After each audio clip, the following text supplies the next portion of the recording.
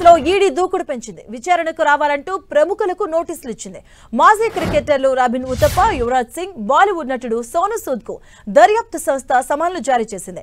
ఈ నెల 22 నుంచి 24 తేదీల్లో విచారణకు రావాలని నోటీసుల్లో పేర్కొంది.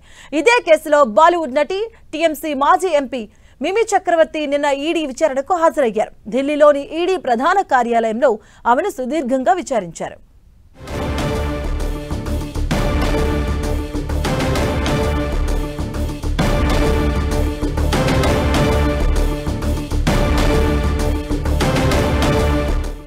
ఇక ఆన్లైన్ బెట్టింగ్ యాప్ కేసులో ఈడీ దూకుడు పెంచింది. ఈ కేసుకు సంబంధించి విచారణకు హాజరు కావాలంటూ మాజీ క్రికెటర్లు అలాగే బాలీవుడ్ యాక్టర్స్ కూడా సమాన్లు జారీ చేసింది. మాజీ క్రికెటర్ యువరాజ్ సింగ్ అలాగే రాబిన్ ఉతప్ప, బాలీవుడ్ నటుడు సోను సూద్ కు ఈడీ నోటీసులు జారీ చేసినట్టుగా తెలుస్తుంది. విచారణకు రావాలంటూ ప్రముఖులకు నోటీసులు ఇచ్చింది.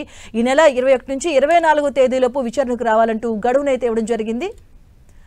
ఆన్లైన్ బెట్టింగ్ యాప్ కేసులో ఈడీ దూకుడు పెంచింది. ఈ కేసుకు సంబంధించి కూడా బాలీవుడ్ నటులు అలాగే మాజీ క్రికెటర్లకు ఈడీ సమాన్లు జారీ చేసింది.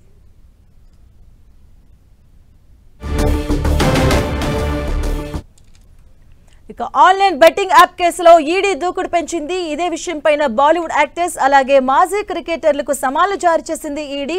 ఆన్లైన్ బెట్టింగ్ యాప్ కేసులో విచారణకు రావాలంటూ ప్రముఖులకు నోటీసులు ఇవ్వడం జరిగింది. ఈడీ దూకుడు పెంచింది. ఆన్లైన్ బెట్టింగ్ యాప్ కేసుకు సంబంధించి అలాగే మాజీ క్రికెటర్ రాబిన్ ఉతప్ప, యువరాజ్ సింగ్ అలాగే బాలీవుడ్ నటుడు సోను సూద్ కు ఈడీ సమాన్లు జారీ చేసింది.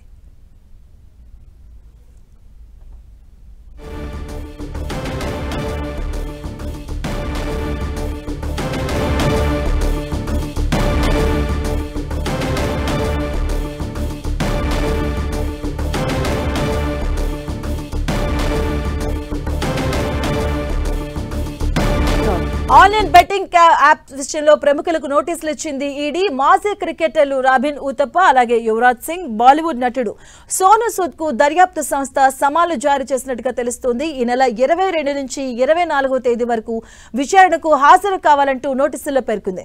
అలాగే ఇదే కేసులో బాలీవుడ్ నటి, టీఎంసీ మాజీ ఎంపీ అయినటువంటి మిమి చక్రవర్తిని నిన్న ఈడీ విచారణకు హాజరయ్యారు.